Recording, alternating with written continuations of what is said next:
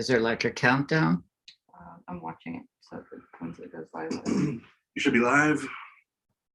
As opposed to dead? Always good. So are we live? Yes, we are. Oh my God. Hi, everybody. You know, I never know whether to start this early or late, depending on people tuning in. And I know there's at least 5 people that said they'll watch me tonight. 5 people. No, there's more than that.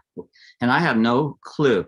Okay, so for the people that are just tuning in to Art Wolfe Live for the first time, this is the evolution of Tequila Time with Art that we did every Tuesday of last year, or almost every Tuesday last year. Now it's one Tuesday at the end of each month. And how it goes is the first 5 minutes, I'm talking about something that either came up in the news during the last 30 days or something else that's relevant. Then I launch into a video that I would have shot, or Gabriel Jacon would have shot during the course of the previous 30 days. And at the end, we provide time for you guys and gals to ask provocative questions. Got it? So with that in mind, I'm going to launch into a keynote and you're going to follow. Notice I have no glasses on. I'm so nervous even looking at myself that it's great when I actually share and get my face out of my own face. All right, so here we go. Kyle's here to babysit if I do things wrong, and I'm already wrong. Where's my slideshow? Don't look at me. Nobody look at me right now. I did it wrong, didn't I?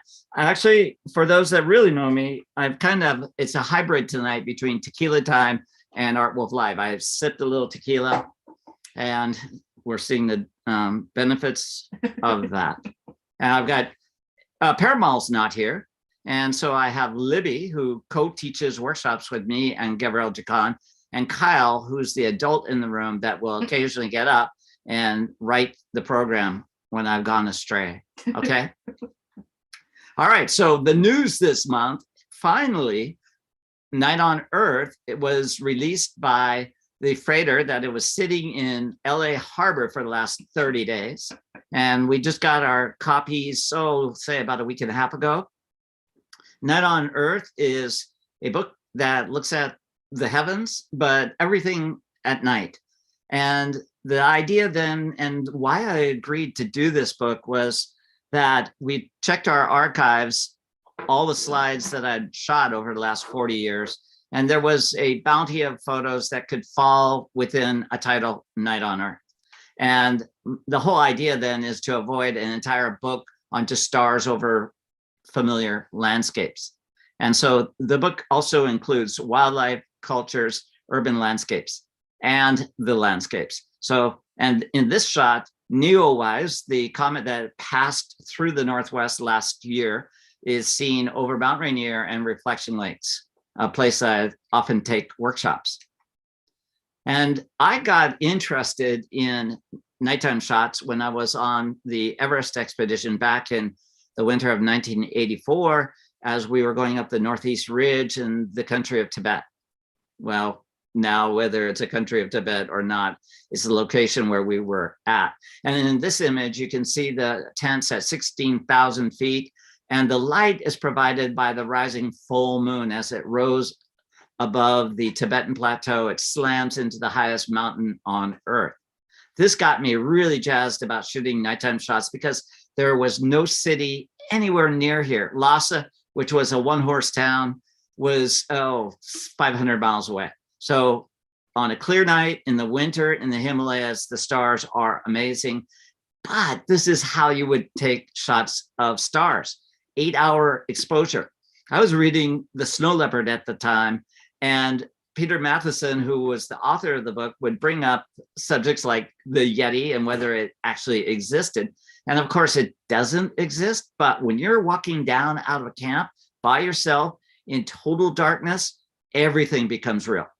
And so I had to get down there a mile and a half out of camp to avoid any kind of light pollution from our own base camp. But more importantly, and what was really painful, was getting up in the middle of the night in the winter in freezing cold conditions and hike back down that valley to turn off my camera before any kind of ambient light would come up with the pre-dawn light. So that's why these shots became dear to me. There was so much effort involved, and I was learning how to shoot at great elevations. And you had to wait a long time to actually see them. It would be 3 months before I could verify whether that one shot that you didn't take 8 shots during the night, you shot one shot, because as Earth is spinning in space, the stars are riding their trail across the sheet of film or the slide film. And yet a tighter shot of Mount Everest with the stars.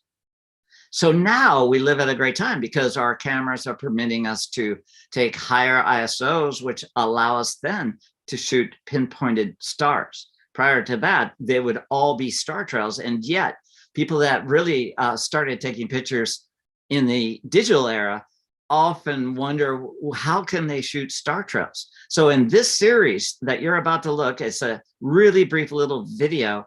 It shows 300 shots rendered in less than a minute. Well, probably in 30 seconds, but it shows the North Star is between the limbs of this ancient bristlecone pine, a dead one, simply because we didn't want any vegetation or foliage on the tree to obscure the stars. So we found this beautiful ancient bristlecone pine, and the North Star is within the branches. And then as Earth is spinning, you can not only see the stars are spinning around the axis of the North Star, but also all the planes that were landing in San Francisco International. And then now there is a software that you can render, or an app, I should say, that can render all those stars into star trails. Okay, so that allowed for a variation in the book. And believe me, I wanted as many variations as I could attain, just to avoid having a one-trick pony. In other words, only stars over landmarks. In this image, it is an annular eclipse, which meant the moon is far enough away from Earth that during an eclipse, the sun is still spilling around the edges, as opposed to a total eclipse, which you're seeing now, where the moon is closer to Earth and obscures the sun until the sun moves and actually is seen as it is projected through a valley on the moon. But in this shot, you're also seeing some of the sun flares coming off the sun. And that sun flare could be 200,000 miles long. Just the scale of it is almost hard to conceive. And by the way, that shot was taken with a 1200 millimeter shot. And on the other extreme was a wide angle shot during that same eclipse, which occurred down in north of Santiago, Chile, a couple of years ago.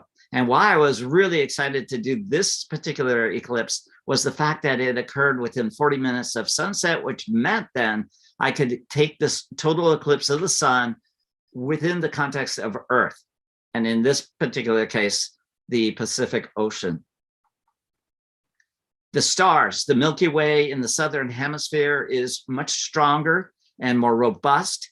Well, I guess that's redundant, in the southern hemisphere. And in this shot, it's the ancient moais on Easter Island, the stone statues that provided the Earth connection. And I had been to Easter Island 30 years before, and many of these statues had been toppled by skirmishes during various factions of the island over the centuries. But now they're re-erected and provided a great, surreal, austere, primordial kind of view of the heavens. I look for other things to incorporate in this book, like the auroras, as seen from a coastal inlet in Norway, or eruptions lit up the night, like this one going off on the island of Sicily in Italy. Staying with the volcanoes, I once found my way with a good friend of mine to a volcano in the Congo. And in this shot, you're seeing us stand at 11,000 feet. In the distance, you see the pyramidal shaped volcanoes from which mountain gorillas live. So it's a pretty cool place on the equator. And when I say cool, I mean literally cool. It was freezing cold at 11,000 feet. And below us was the world's largest volcanic lake. One quick question. Yeah. Jim Wood asks, what millimeter lens did you use on Easter Island? That was a 20 millimeter 1.4 or 1.8 lens. Yeah. And the same shot here, it was a Sigma lens, and it was a 1.4 lens, 20 millimeter. And this was one of my favorite shots taken during the entire process of doing Night on Earth. Here you're seeing the geysers at 16,000 feet in the Atacama Desert actually being illuminated by the stars. So it was really surreal, very cold, and extraordinary. I mean, just really memorable. Here I incorporate people into the shot. The San Bushmen of the Kalahari, some of their gods, or most of their gods, reside in the heavens. So here I dug a hole in the Kalahari Desert, got in, and looked up at the San Bushmen. On the north coast of Australia, Aboriginals are dancing at dusk. So we incorporated dusk and dawn shots along with the stars, the cultures, the wildlife, and the landscapes. Anywhere we could provide light, we would shoot at night. And at Burning Man, many of you may have been to Burning Man or never dared to go down there. I went down there with a friend one year, and these were known as the lantern lighters. They would go across this plain, or the salar, which is an ancient lake, and light the lanterns during the night. With wildlife, it was the great gray owls. A lot of owls were in this book. So any animal that you could find and photograph at dusk or twilight. Here in a very long exposure, sandhill cranes are moving along Bosque del Pachi National Wildlife Refuge in southern New Mexico. Here at a blind in Botswana, a giant eland, the largest of the antelope in Africa, and smaller impala are coming for a drink. One of the few shots where I actually introduced artificial light. You know, most people don't realize that lions actually start hunting at night. Most of their hunting actually occurs during the evening. And I've laid awake many nights in Africa hearing the roar of a lion as they're chasing animals around. Here is a smaller cat known as a serval cat, very curious, came right up to us. This was actually shot in January of this year. So it was one of the last photos taken before we went to press. And here black rhinos are coming into, again, a water hole.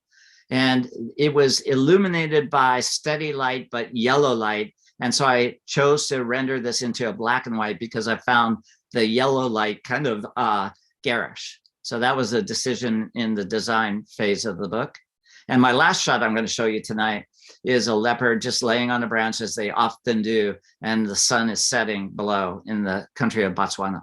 So that's, you know, just a taste of this book, Night on Earth, and we're so delighted that they're finally in our hands so that we can send them out to people that have ordered them online. And with that, I also want to mention that coming up on the, I think it's December 7th, yes, the town hall in Seattle, a great hall for lectures. I will be talking about Night on Earth along with a friend of mine that wrote for the book. Oh my God, he's got such a strange name. Last name is Hartley. Ruskin Hartley will be talking about his organization, which is the Dark Earth Society, or Dark Sky Society. Well, I told you already that I had a little tequila, so dark sky, dark night. I mean, I think it's pretty much the same. But anyway, I'm sure Ruskin would say otherwise. Now I'm going to launch into the little video. Now, I'm not a videography, nor is Gabrielle, but we're learning a little bit each time we do this. And I have to say, it's really fun to do it. To my entire life, you know, adult life has been shooting stills. And so I've always looked at video as somebody else's task. But I have to say that I've been having fun, both using my big cameras, but also the iPhone. So, which reminds me, Kyle, you got to teach me how to use my iPhone. The new iPhone 13 has got some new gadgets attached to it. Okay, so here's the little video. And this is about Mount Rainier and Olympic National Park, some of the workshops that we taught.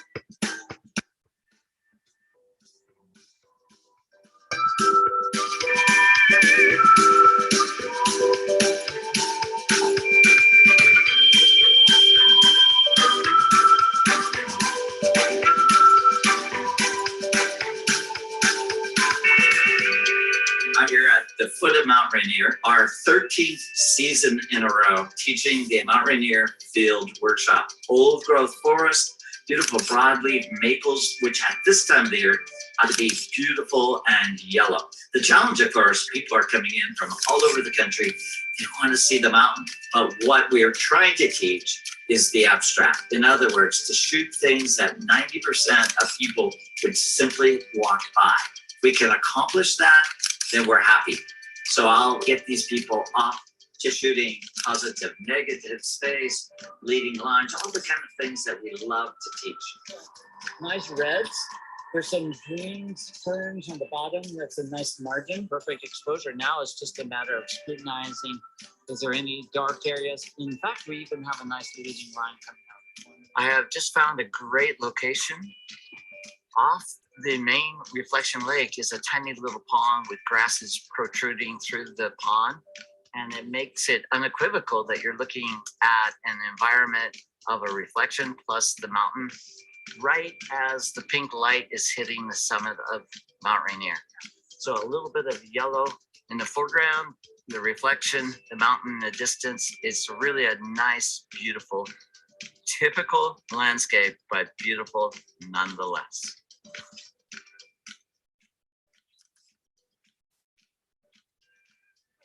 Do a circle or do something just so you can get a sense about how longer exposures start to write themselves on the camera. You know, it's really easy to set the camera on and get a proper exposure, but now we're trying to push beyond that. And whether you ever like it or not, at least you've tried. This is a great location for shooting things that I would term pointillism, as in Syrah. Tiny flecks of color, all the myriad of yellows and oranges and greens are coming through the forest.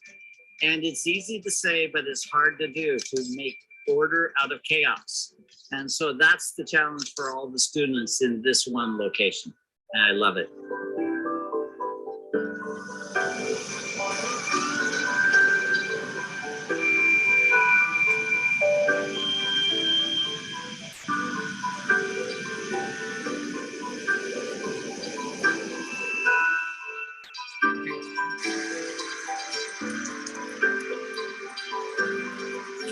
This is 101, working in the rainforest on a rainy day.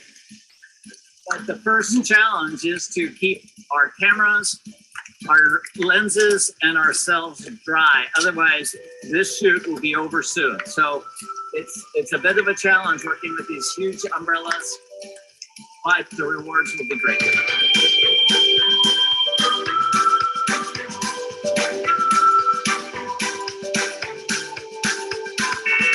I love taking people, you know, for the first time. I mean, it's such a unique place to have this group of broadleaf maples in largely a Sitka forest. And all these branches have such graceful curves, draped in moss. I mean, there's very few places that there's a temperate rainforest. As you're shooting, always be aware of something that's incongruous with the rest of the image, you know, a bleached out trunk or a big gap of dark. So you just want uniformity throughout the entire image. I keep using the term balanced, meaning every part of that composition should engage you, right? You could stand right here and have a beautiful foreground and, you know, aim low enough. The 14 is so wide that it may want to capture some of these white spots of the sky. Shoot it the way you like, and then we'll crucify you in the critique. I know you will. It's gonna be ugly. I like to use the word evisceration.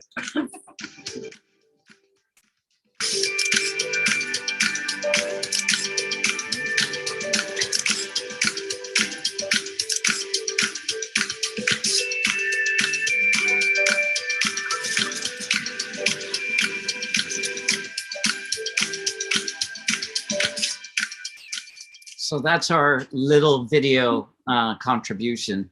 And now I'm gonna put on my glasses and stop sharing, right? Okay, I'm getting a hand on this, I think. Uh-oh, what happened there? Okay, Kyle, save me, please. Oh, you're there. Oh, okay, good. Anyway, yeah, I mean, I love looking back actually. And it's fun teaching workshops. Yeah. People, a lot of my colleagues started teaching out of necessity after the drop of value in photos that occurred around 2008.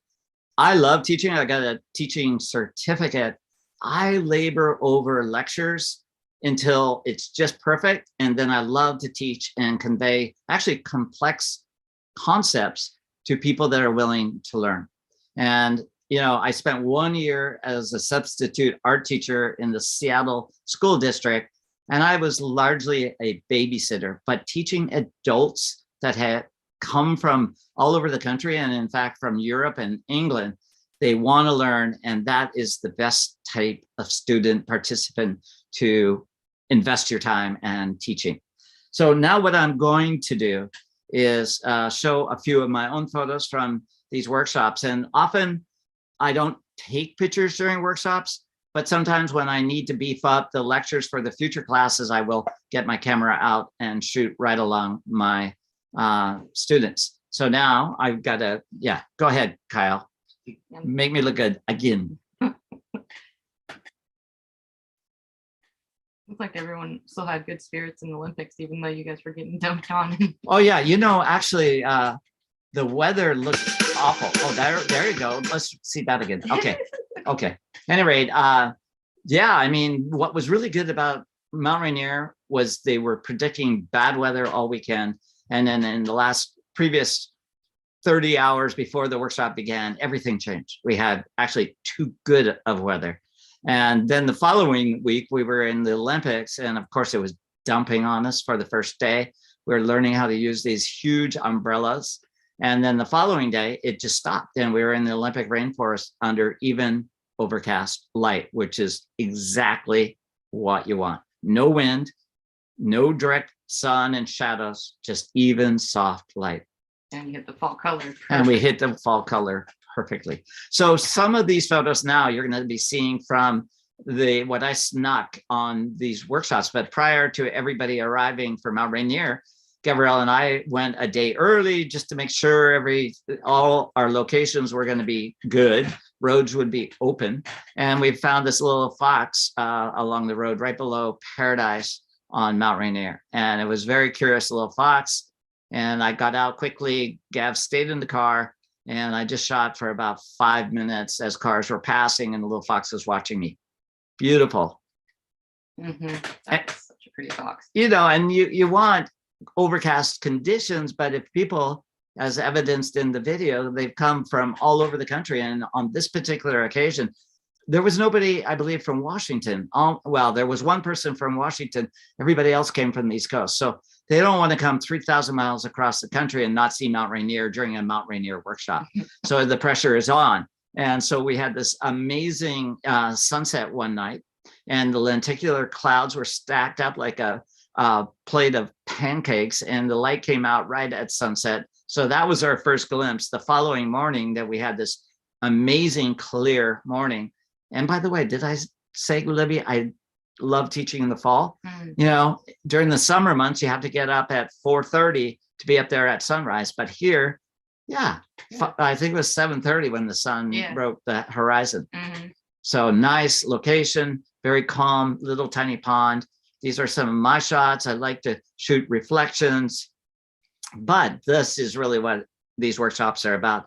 Here is a little pool on the side of the Ohanapecosh River. The river's full of rapids, but a little side pools are experiencing movement from the rapids, but they're just undulating, and the reflection of leaves in the water then with a fast shutter speed stretches lines and makes what is a natural history moment into something more artistic and less predictable, which is exactly what I'm happy about. So all this shot, the previous one, are all reflections of branches with leaves hanging over the water.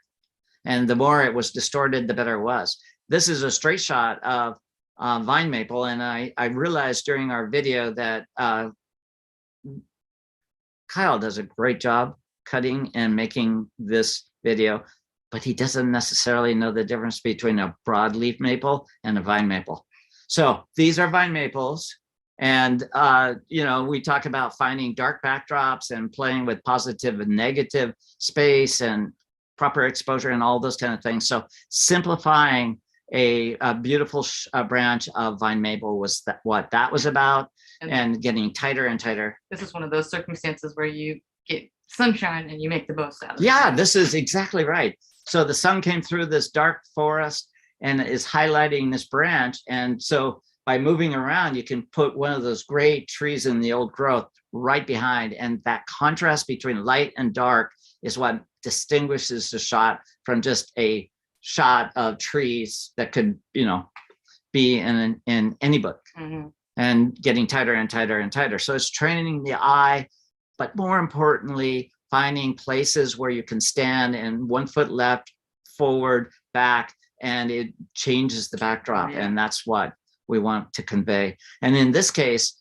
it was just leaves had fallen, alder leaves on rocks, just a thing that we all walk on our way to the river. And yet everywhere the wetness around the rocks and the leaves there were reflections of trees above and creating these lines around each element. And that became something unexpected. And it just trains the eye to look for the unexpected and the things that most people walk on their way to a vista. And makes them think you're crazy because you're pointing your camera directly. Oh, I often say, this is the MO. If somebody actually comes up to you and asks you, what are you shooting? That's a sign that you are shooting something good. If they know exactly what you're shooting, maybe it's too predictable. Mm-hmm. So water becomes an element that we work at and into both in Mount Rainier and the Olympic, and in fact, other workshops. We found this one area near Longmire, Mount Rainier, where a lot of vegetation were rotting and putting out an oil as they deteriorate. And with the right angle, that oil creates all these rainbows and beautiful abstractions. And it's nothing that we've done. I mean, we've played with contrast in Lightroom, but those colors are there. And it's something, again, unless you really move your head around and really scrutinize, most people would not see it. Yeah. So it's really opening the imagination and the eyes of the participants. Then the following week, we went to Lake Crescent and the Olympic Peninsula, which is, dear to my heart. I love Lake Crescent, but on this particular day, it was dead calm. I've never shot reflections along the lake like this. That's beautiful. Oh, it's really extraordinary. And then the following day, it started raining. And so when given lemons, you make lemonade. So, with the raindrops falling, we were using all those abstract lines of the dripping water. Nice. And when it's calm and you have these beautiful forms, I like to play with it. And all I'm doing is challenging people's imagination to look at subjects that are familiar, but in a new way. And here's yet another one where we have these beautiful vine maples with rapids behind. So in a longer exposure, say 1 to 2 seconds, as long as the wind is not disrupting the vine maple, that contrast between blurred motion and sharp focus becomes the subject in and of itself, and a couple of versions of that. The complexity of a forest, I love. And I said it looks like a Seurat painting. So tiny points of color, there's no traditional horizon lines in this image or leading lines, all the things that we historically would use to describe an image. This is just the chaos of the forest, but in a very simple, organized way. Wow, you guys really did get a lot of fall color. Yeah. As that windstorm came by on the Sunday you were Oh, leaving. yeah. I mean, the following couple of days, well, on Sunday afternoon, a windstorm came in. We got actually asked to leave by the rangers off the Olympic beach, which never has happened to me. And what they called a bomb cyclone came through. And by Monday, I don't think there were any leaves left in the whole rainforest. You're right. So timing was critical. Mhm. This is one of my favorite places en route to the whole rainforest. There's this little beaver pond that I've always passed up, never stopped. And this time we stopped because it was calm. The light was perfect. And I loved what you're looking at are white alder trees reflecting in wet marshy environment, and yet you see the grasses protruding. So it's a little confusing, but intentionally confusing. And in this shot, there's some more organic forms of the trees. And this is, this is a shot that epitomizes what we're trying to do. We're trying to shoot shots that are different and unexpected and not going to, be on a postcard rack in some store nearby. It's got to be sophisticated and reliant on texture, patterns, and lines. Mm-hmm. And staying in that same pond, you have all these grasses coming out, the dark water. It becomes a really beautiful study, what I would call an intimate landscape. Oh yeah, that's beautiful. I love these lines. And we also talk about stitching verticals together and creating panoramics of the Hall of Mosses. Mm-hmm. And then there's this little upwelling of water. And these, look at this, a longer exposure, you're seeing dark leaves reflected, and it becomes just poetry in motion. So yeah, it's a great way to teach and a great location to teach. And then ultimately we end the field workshop portion out on the beach at Rialto Beach, and leading lines of the edges of the waves coming in. And again, a couple of hours later, this place was annihilated by huge surf that was dangerous, and that's why we had to move on. But before, we were doing a study piling these beautiful saucer-shaped rocks up and shooting various angles and different lenses, and just training that there's multiple ways to convey a particular subject, depending on where you're standing, what lenses you use, and all those kind of things. And I'm going to end with this shot, because this is a shot that I shot. I love the complexity of the forest and the old logs. And these logs, which are Sitka spruce and cedar and hemlock, many of these old stumps have been lying around as many years as I've been going out there, which is good 60 years. But in this shot, as I was looking at it, there's a face coming out of it, and it was spooky. You think you're there by yourself. And as I zoomed in, look at this person is looking through the log at me. And it's like, oh my God, you think you're there by yourself, but you're not. And it's a little spooky. Yeah. At any rate, that's my offering for tonight. We talked about Night on Earth. We showed a little video from Mount Rainier and Olympics, and then some of my favorite shots from that. So this is the way these Art Wolf Lives will go. Last year we drank a lot of tequila. We're inappropriate many times. We had a lot of fun, but now it's time to get back to work, and that's what we're doing. So once a month we will share this with you. Are there any questions? I mean, a lot of people just raving about all your beautiful photos. We got a nice comment from Vicky Braden. She said, "This is my new favorite book of yours, jaw-dropping, gorgeous photos." Oh, nice. Thank you, Vicky. That's great for you to say that. And then a lot of just stunning, beautiful. Thanks for sharing. Yes, nice. It's a community, right? Mm-hmm. All right. So we will see you at the end of December. Do we have the dates for that? Yeah, we do, but none of us know it. It's all right. Tune in, come to our website. We'll see you next time.